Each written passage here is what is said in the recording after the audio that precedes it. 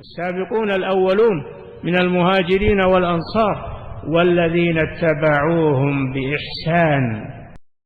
إن الحمد لله نحمده ونستعينه ونستغفره ونعوذ بالله من شرور أنفسنا وسيئات أعمالنا، من يهده الله فلا مضل له ومن يضلل فلا هادي له، وأشهد أن لا إله إلا الله وحده لا شريك له، وأشهد أن محمدا عبده ورسوله.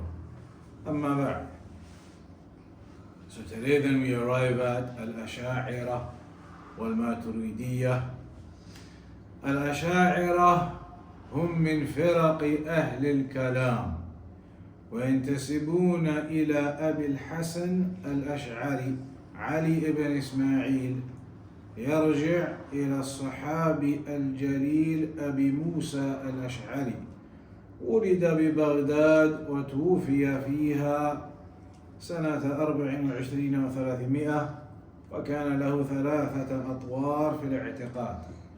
The Asha'ira, the Ash'aris, they are from the sects of philosophers or from the people of rhetoric, and they attribute themselves to a man by the name of Abu al-Hasan al-Ash'ari, Ali ibn Ismail, who goes back to the companion Abu Musa al-Ash'ari. Abu al-Hasan al-Ash'ari was born in Baghdad and he died in Baghdad in the year 324 Hijri. And it is mentioned about Abu al-Hasan al-Ash'ari that he went through 3 stages in his life in terms of his beliefs. That initially, to begin with, he was Mu'tazili. الطور الأول على مذهب المعتزلة. Initially he was upon the way of the Mu'tazila. فقد كان شيخه أبو علي الجبائي وكان زوج أمه. His sheikh, this Abu Ali, that was his sheikh from the Mu'tazila, who was the stepfather to him. Then after that, the second stage, الطور الثاني على مذهب الكلابية، فقد ترك مذهب المعتزلة وأخذ بمذهب ابن كلاب، وهو تأويل بعض الصفات والإقرار ببعضها. The second stage, he then changed his beliefs and his aqidah to the methodology of the Kullabiyya, where they accept some of the attributes and they misinterpret and distort some of the others. Then الطور الثالث, the third stage, على مذهب أهل السنة. He came upon the methodology of Ahlus-Sunnah. فقد ترك المذهب أو مذهب الكلاب وأخذ بمذهب أهل السنة وهو آخر أطواره. So in the end of his life, his final stage was that he came across and he took on board the beliefs of Ahlus-Sunnah. He left the way of the Mu'tazila and the Kullabiyya. He left all of those ways and came upon the way of Ahlus-Sunnah in the end, Abu al-Hasan al-Ash'ari. وهو المذهب الذي كتب وفقه كتابه رسائل إلى أهل الثغر والإبانة عن أصول الديانة، وهو أيضا ما صرح به في آخر كلامه عن مذهب أهل الحديث وأهل السنة في كتابه المقالات، حيث حكى مذهبهم وعقيدتهم، ثم قال في آخره: وبكل ما ذكرناه من قولهم نقول وإليه نذهب وماتوا نعم وبكل ما ذكرناه من قولهم نقول وإليه نذهب وما توفيقنا إلا بالله. He says, or his final stage was to be upon the way of Ahlus-Sunnah, and that is upon that methodology that he wrote some of his books, رسائل إلى أهل الثار, الإبانة عن أصول الديانة. These books of Abu al-Hasan al-Ash'ari are upon the way of Ahlus-Sunnah, because in the end his final stage was that he actually came upon the way of Ahlus-Sunnah. And he spoke about that and being upon that way. So that is the first thing to note regarding the Ash'a'ira who follow Abu al-Hasan al-Ash'ari, that Abu al-Hasan al-Ash'ari may have been what he was upon, but then in the end he actually came upon the way of Ahlus-Sunnah wal-Jama'ah.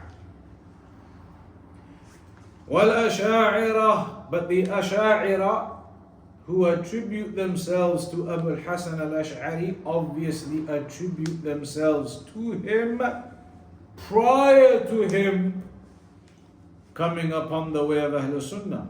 They associate themselves to him in one of his previous stages before he came upon the way of Ahlus Sunnah. فالأشاعرة هم المنتسبون إليه في الطور الثاني.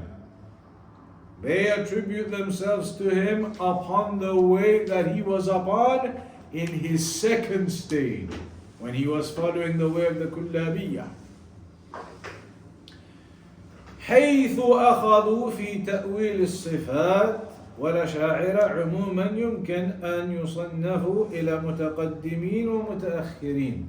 So the Ash'a'ira, they took on board what Abu al-Hasan al-Ash'ari was upon in the second stage of his life, in distorting some of the attributes and misinterpreting them, accepting others. The Ash'a'ira took him from the second stage of his life, not the final stage when he came upon the way of Ahlus-Sunnah.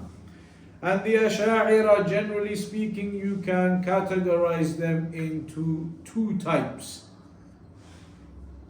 The old Ash'a'ira, the previous ones, and then the more modern, later Ash'a'ira.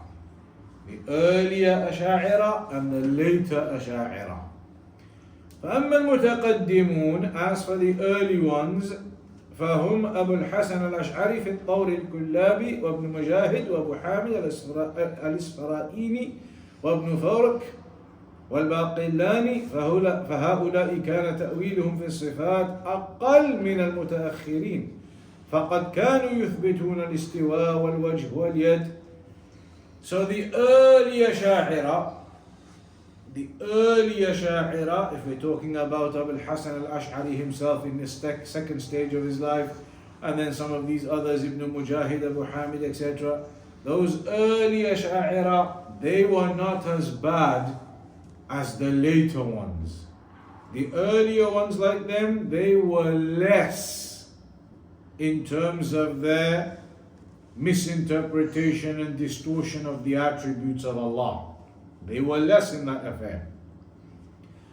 The earlier ones, even used to affirm the istiwa, that Allah rises above the throne, and the face of Allah and the hands of Allah. They used to affirm those kinds of affairs from the early ones. Then the Ash'a'ira that came a bit later on after them, known as the later ones, the likes of Al-Juwayni, Al-Ghazali, Al-Razi, Al-Shahrastani, some of these famous ones in history. هؤلاء أقرب إلى المعتزلة.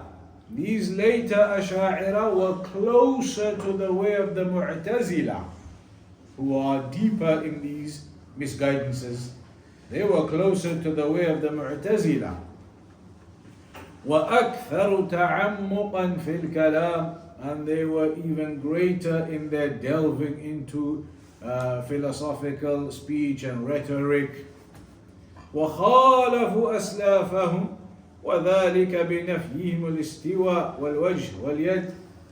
And these later Ash'a'ira, they opposed the earlier ones because these later ones rejected Allah rising above the throne, or that Allah has a face or hands. They rejected these affairs, whereas the earlier Ash'a'ira accepted those kinds of attributes. وكل من جاء بعد هؤلاء هم على مذهبهم في الصفات والإيمان والقدر، وكذلك تقديم العقل على النقل والقول بالتأويل والتفويض. So all of the later Ash'a'ira up until our time, all of these Ash'a'ira that came along, they are upon the way of the later Ash'a'ira, the worst ones. They are not upon the way of the early ones, or even what Abu al-Hasan himself was upon in his second stage, which was far less. They are actually upon the way of the later Ash'a'ira, deeper in their misguidances. That's what you see through the generations coming up into our time now. As for the Maturidiyah, فهم أتباع أبي منصور محمد بن محمود أبو منصور الماتريدي، أصله من ماتريد، منطقة نواحي سمرقند، المتوفى سنة 33 و300، وكان على مذهب أبي حنيفة في الفقه. وأما في الاعتقاد فأقواله قريبة من أقوال الأشاعرة، ويأخذ بمذهبه في الاعتقاد جل الأحناف إن لم يكن كلهم. The Maturidis, they are the followers of Abu Mansur al-Maturidi. This individual from the area of Samarkand, those areas are like Kazakhstan, Kyrgyzstan, all of that kind of area down there. These cities and places were around those areas. So he was from around that region, and he died in the year 333 Hijri. And he was upon the madhab of Imam Abu Hanifa in fiqh. This Maturidi was upon the way of Abu Hanifa in fiqh. And so his aqidah was upon the way of the Ash'a'ira, Maturidi, Ash'ari, upon that kind of way. But in fiqh, he took the madhab of Imam Abu Hanifa. And that is basically what the Hanafis are now. They take the fiqh of Imam Abu Hanifa, as they say, but they're upon the aqidah of the Maturidiyah. The aqidah of the Maturidiyah, of the Ash'a'ira, of that likes. Just like him. From there, Abu Mansur al-Maturidi, upon the aqidah of the Ash'a'ira, but he propagated the fiqh of Imam Abu Hanifa, and that came down through the generations up until our time now. They say they're upon the fiqh of Imam Abu Hanifa, but the aqidah, they're upon the way of the Maturidis and the Ash'a'ira. Some of the famous heads of the Ash'a'ira, you'll have heard of their names. Al-Qadi Abu Bakr al-Baqillani, one of the famous Ash'a'ira of the past. Muhammad ibn al-Hasan ibn Fawrak, Abu Bakr al-Asbahani, Abdul Qadir al-Baghdadi, Abu Mansur Abdul Qahir al-Baghdadi, Abu Mansur Abdul Qahir min Tahir al-Tamimi, Abu al-Ma'ali Abdul Malik ibn Abdullah ibn Yusuf al-Juwayni, you hear of him, al-Naysaburi, and also Abu Hamid Muhammad ibn Muhammad al-Tusi al-Ghazali, upon the way of the Maturidis and the Ash'a'ira. Fakhruddin al-Razi, upon that same methodology. Those are just a few of the names that you'll come across and you hear about, and they were upon the way of the Maturidis and the Ash'a'ira. So what are exactly the beliefs of the Maturidis and the Ash'a'ira, generally speaking? خالفوا فيها أو أهم المقالات, the most important of their positions and statements that they differed with or opposed Ahlus-Sunnah in. Firstly, قولهم في الصفات, their statement regarding the attributes of Allah. الأشاعرة هم من المتكلمين الذين تأثروا بمبادئ الكلام المبنية على مبادئ الفلسفة في معرفة الله عز وجل وإثبات صفاته، ولهذا كان قولهم في الصفات ممزوجا بالكلام والفلسفة. So the Asha'ira, they are from the philosophers and the people of rhetoric, and they were influenced a lot by that philosophy and rhetoric and those kinds of affairs. That influenced them a lot in their beliefs and their positions and their principles, that philosophy and those affairs. So that influenced them in how they thought about Allah and how they recognized Allah and what they believed about the names and attributes of Allah. And so their position on the names and attributes of Allah, or attributes of Allah, it is heavily mixed in with philosophy and rhetoric when you look at their principles and how they try to explain things. وقولهم في الصفات هو إثبات سبع صفات, and as it's known about them, they affirm 7 attributes. They affirm 7 attributes: al-hayat, life; al-ilm, knowledge; al-qudra, the ability or power; al-irada, the will; al-sam', hearing; al-basar, seeing; wal-kalam, al-nafsi, that internal speech. They affirm these 7 attributes to Allah subhanahu wa ta'ala. فهذه السبع صفات يطبق الأشاعرة على إثباتها، أو يطبق الأشاعرة على إثباتها لله عز وجل. These 7 attributes, there is a consistency and conformity amongst the Asha'ira in affirming those 7 attributes. ومتقدموه مثل أبي الحسن الأشعري والباقلاني يثبتون إضافة إلى ذلك الوجه واليدين. And the earlier ones, like we said, the earlier Asha'ira were not as bad as the later ones. The earlier ones, like al-Baqilani, etc., and Abu al-Hasan himself, in that second stage, they used to affirm even more than that. They used to affirm the face of Allah and the hands of Allah. They used to affirm more. أما غالبهم فهم على إثبات السبع صفات فقط. But the majority of them, of the Asha'ira and the Maturidis, they only affirm those 7. The majority of them. أما بقية الصفات, as for the rest of the attributes then, فإنهم يقولون, they say, إما أن يؤولوها إما أن يؤولونها, either they misinterpret them and distort them to a different meaning, أو يفوضونها, or they say that we don't know what this means, what it is, we just leave the knowledge of that to Allah.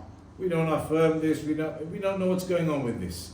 These attributes, we leave the knowledge of it to Allah. That is not quite right what they say. We say as Ahlus-Sunnah, we affirm the attributes as they are, but we don't know the how of them. But then the tafweed is more than that. It's more like we have no idea what this is, we just leave it to Allah. So then they are not even affirming it in reality. It's like Sheikh al-Uthaymeen gave an example. He said, by having this methodology of tafweed, it is like a word from another language. So now you have a word from a foreign language. Somebody says to you the word 10. In French, that is the number 10. But if you don't know French now, somebody says to you the word 10. You know that is a word. You know it's from the French language. So, okay, you affirm that. You know it's a word from the French language. But if you don't speak French and you don't know anything about French, then you have absolutely no idea what that word means.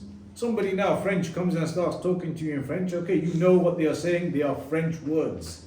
You know these are French words, it's the French language. You affirm that. But beyond that, you have no idea what those words are. No idea, if you don't speak French. No idea what he's talking about, what those words are. You know they are French words, but you have no idea beyond that. Tafweed is a bit like that, Sheikh Al-Uthaymeen said. You know that these are attributes of Allah, but it's as though you have you're completely blinding it, we don't know what it is, no idea. Like somebody in a foreign language comes and talks to you, okay, you know this is a foreign language, but you have no idea what's going on, what he's saying to you, what he's not saying to you. It's just a sound, they're just sounds. Or you're hearing, when somebody comes and talks to you in a language you don't understand, all you're hearing are just the sounds. You're hearing the sounds. You're hearing the person talking to you, you're hearing the sounds. But that's all they are. They are just sounds. Nothing else. Doesn't mean a thing to you otherwise. They are just sounds. Nothing else beyond that. Doesn't mean a thing to you beyond that. Tafweed is like that. That's what Sheikh Al-Uthaymeen or some of the scholars they mention. Tafweed is like that. To you, it's like that language. It's just sounds. You're hearing these sounds, but you have no idea what these sounds are, what they mean, what's going on. They said this is the way of Tawheed. They see these attributes in the Quran, yes, they are there. These attributes are there in the Quran, but they have no idea, they're just sounds. They are just sounds that they recite, and they recite the word and it makes a sound when they recite that word. They're sounds and the words are there, they have no idea what's going on with them. That's the manhaj of Tafweed, which is different to Ahlus-Sunnah. Ahlus-Sunnah, we say no, we affirm that attribute. Allah says He has these attributes. We affirm those attributes. And we establish those attributes for Allah. But we just don't know how they are. We've never seen Allah. We don't know those attributes, what they look like. And we don't know the how of them. But we affirm them and we establish those attributes and believe in them. Not like the Muhawwila, who say, okay, yes, we see these in the Quran, they are there in the Quran, but we have no idea, no affirmation, no nothing, we don't know what's going on. It's just there. That is different to Ahlus-Sunnah. So, the Asha'ira, that's what they are upon, this manhaj of Tafweed. So either they distort the rest of the attributes, or they make this Tafweed of them. ومعنى تأويلها الأخذ بالمعنى غير الظاهر منها وذلك بصرفها عن ظاهرها كقولهم إن يده نعمته ورحمته عامة ووجهه ذاته وقدمه شدته وبأسه. So misinterpreting the names and attributes, or misinterpreting the attributes, what the Asha'ira do is they give an interpretation to the attributes of Allah that is a false interpretation. It is not correct. So they'll say the hands of Allah, Allah doesn't actually have hands. They'll say that just means the blessings of Allah. It's just an example to indicate the blessings of Allah, not that there is actually any hands of Allah. The mercy of Allah, they say no, there's no actual mercy of Allah. That is again just to highlight that Allah blesses His creation. The hand of Allah meant the blessing of Allah. And the rahmah now means that Allah gives those blessings to creation. Rather than just affirming that Allah has mercy, they say no, that just means Allah gives blessings to creation. And His face, they say no, there is no face. That is just referring to the essence of Allah. And the foot of Allah, then that is only referring to the severity of Allah. So all of the attributes, they give another meaning to them. Some other type of meaning that isn't what is intended. كما يؤولون سائر الصفات الفعلية كالنزول يقولون نزول رحمته. And all of the other attributes of Allah in terms of, for example, the descent of Allah.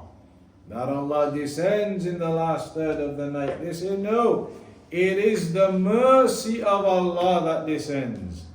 Or it is an angel that descends on behalf of Allah. Wal-istiwa huwa al-istila. And they say istiwa, al-istiwa, that Allah went above the throne. They say no, that actually means al-istila, to conquer, that Allah conquered. Not that Allah went above the throne, but it means Allah conquered everything. So again, they misinterpret that. And many other attributes, they give their other interpretations that are false and incorrect interpretations. As for tafweed, in English, what do they call it? There's a word for it. To delegate the meaning, maybe that's the word. There's a word in English they use for it. Huh? Negate. Not negate. Tafweed is when you hand over responsibility to somebody else. You delegate that to somebody else. Assign. Huh? Assign. There's another word I forgot now. I'll try and remember it. Huh? Offloaded. That's the meaning. That's the meaning of it all. But I believe there's a word in English they use for it. But the meaning of it is, in Aqidah, أن يثبت اللفظ وينفي المعنى.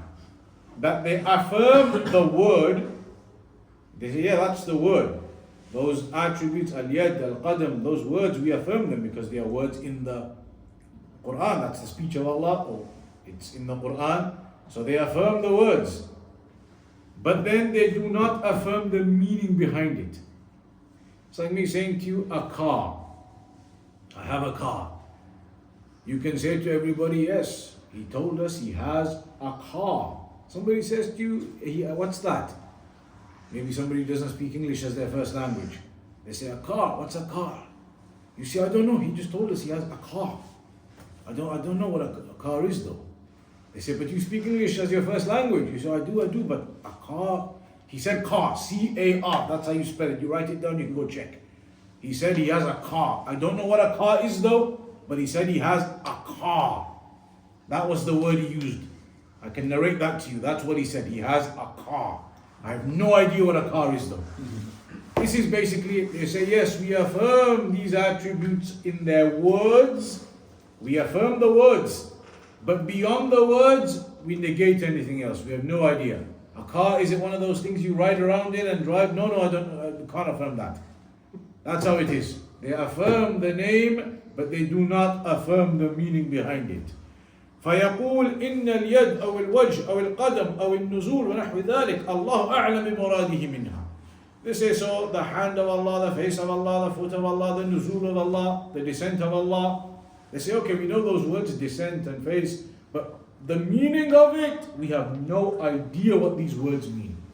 No idea what they mean. And obviously that is false. As Ahlus-Sunnah we say, of course we know what these words mean. We know what the words mean, we just don't know the exact howness of it to Allah. Like we gave the example, you can have a word, but there are many different descriptions to it.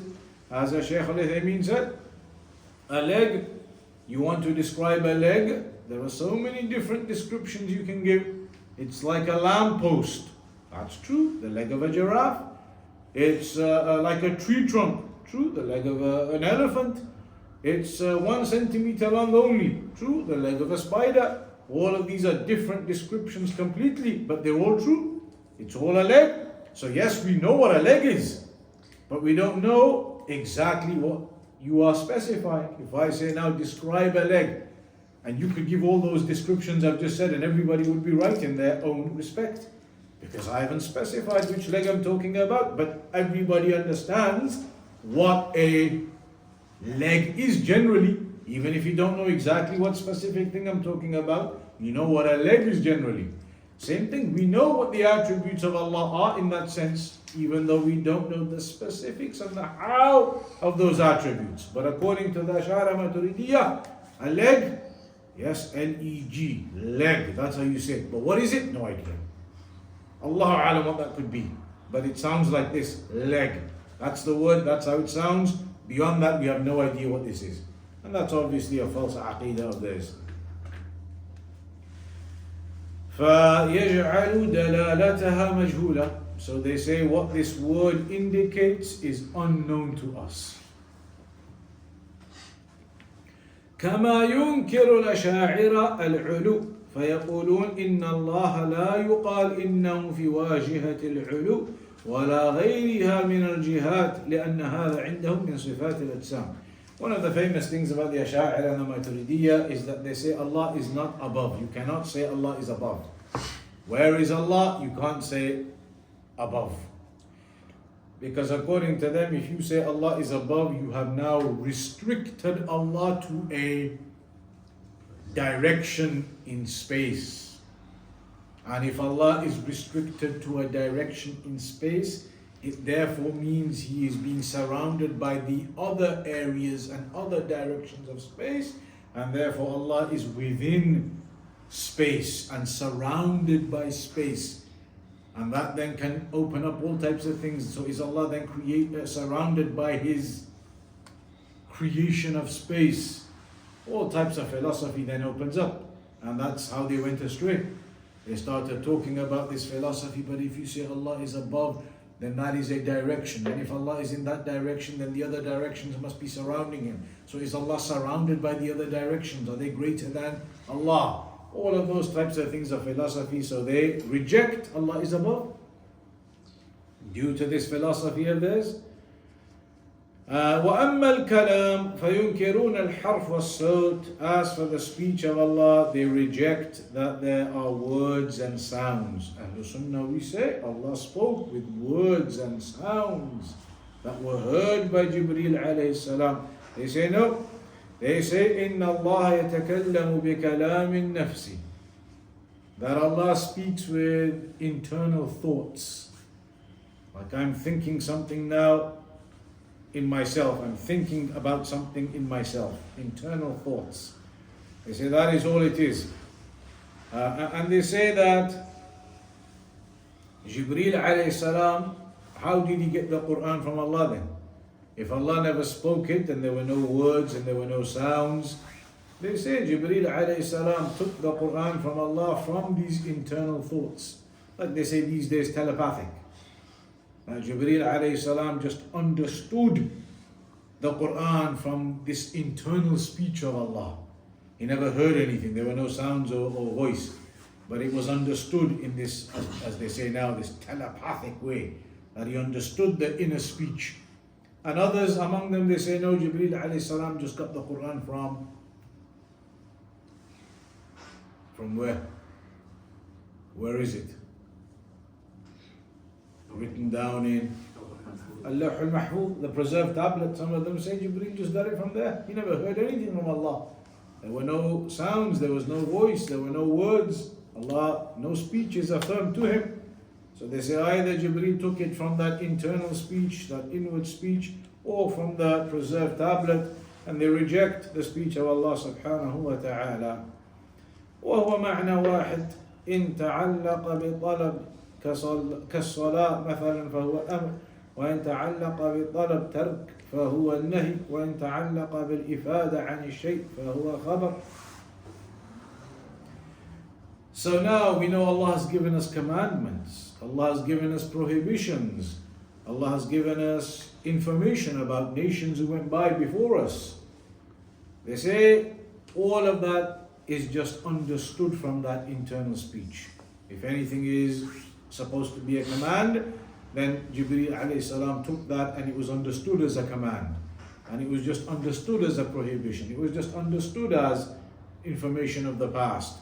So there were no actual direct commands or prohibitions or anything like that, as they say. So then what about the Quran? أما القرآن فهو عبارة عن كلام الله وهو حادث عندهم لهذا صرح بعضهم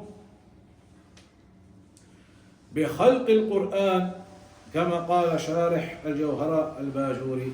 So they say that the Quran is new speech of Allah.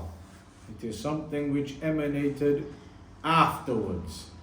And if it emanated afterwards, some of them even go to the extent of outright saying Allah created that extra speech.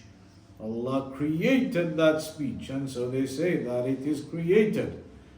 وقد أضيف له تعالى كلام لفظي كالقرآن فإنه كلام منقطعا بمعنى خلقه في اللوح المحفوظ. So some of them say in their books that this is from the preserved tablet, the speech that Allah created. Some of them say in their books قال في موضع آخر إن القرآن الكريم بمعنى الكلام النفسي ليس بمخلوق. The inner speech of Allah, the inner thoughts, that isn't created, they say. وأما القرآن بمعنى اللفظ الذي نقرأه فهو مخلوق لكنه يمتنع أن يقال القرآن مخلوق يراد به اللفظ الذي نقرأه إلا في مقام التعليم. But then they talk about how the words that we recite are created. And that is a famous issue regarding Imam al-Bukhari when he said that my words with the Quran are created. But what does it mean? Or along those lines, that issue with Imam al-Bukhari that is mentioned, it's clear. When you recite the Quran, your recitation is created because your voice is created. But the words you're reciting, the actual words, are not created. Your voice is created, your voice box is created. In that regard, your recitation is created from that aspect. But the actual words you're reading, they are not created words, they are the words of Allah. So your voice is created, as they say, as-sawt, sawtul qari, wal kalam, kalamul bari. The voice is the voice of the person reciting, created. But the words are the words of Allah. They are not created. So they have speech regarding that affair as well. As for seeing Allah subhanahu wa ta'ala, are we going to see Allah? أما الرؤيا فيقولون أنه يرى لا في جهة لأن الجهة من صفات الأجسام. So they have this issue about direction. If you can see something, then that something is in a particular direction. To see something, it's in a direction somewhere. I'm looking at the bottle, it's over there. I'm looking at the phone, it's over here. If you're looking at Allah, they say then Allah, you're affirming that Allah is in a direction somewhere, and then you're looking at Allah in that direction. And they don't want to affirm that. They have that issue of not affirming any kind of direction or wanting to get out of that issue and those topics they bring up. So they say, yes, Allah will be seen, but not in a direction. Allah will be seen, but not in a direction. So then they have all types of philosophy that goes around that topic as well. Their problems with all of these issues are that they bring in so much philosophy and so much illogical logic. They think it's logic, what they are saying, but it's illogical, irrational thoughts and ideas. But then if we say this, then does that mean so and so? And if we say that, then does it open up the door to this? And they go into all types of affairs that there was no need for them to get into in the first place. Affirm the attributes of Allah as they are, as the Salaf they affirmed, know the meanings of them, but we don't know the how of them. The general aspect of Aqidah, they went astray because of their philosophy and delving into affairs they had no reason to delve into.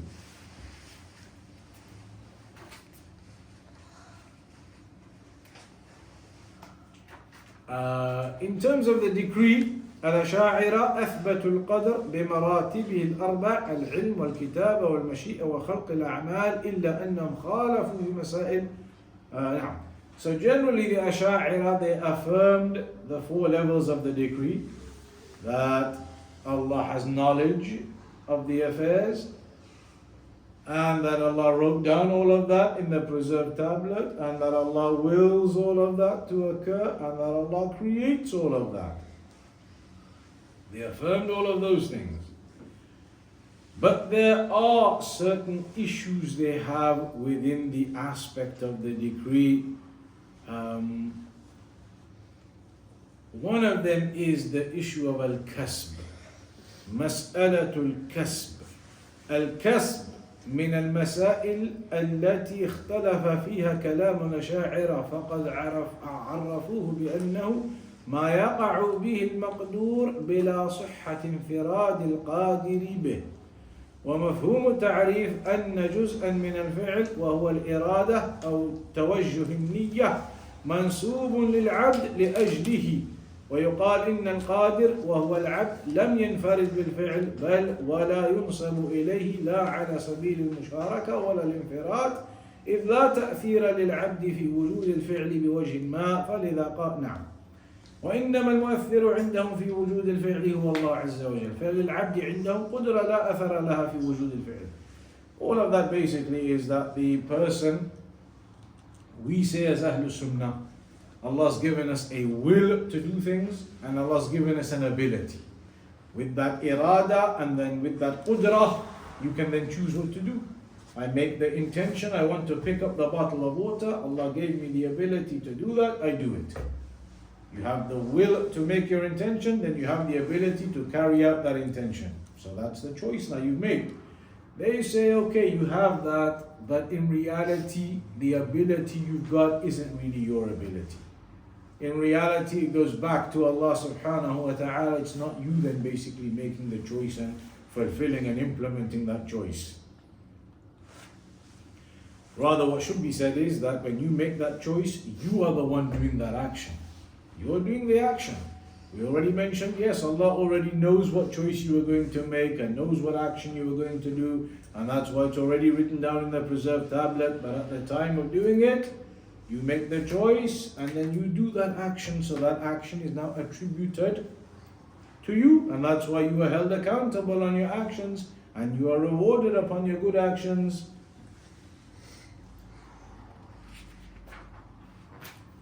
As for Iman, الأشاعرة قالوا أن الإيمان هو التصديق القلبي ومنهم من قال إنه لا يزيد ولا ينقص.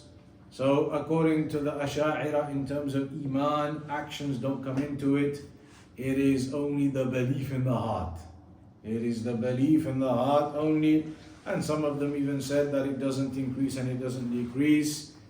ومنهم من قال أن التصديق القلبي يقبل الزيادة والنقصان من حيث القوة والضعف لوضوح الأدلة. Some of them though did say that this Iman in the heart can go up and down.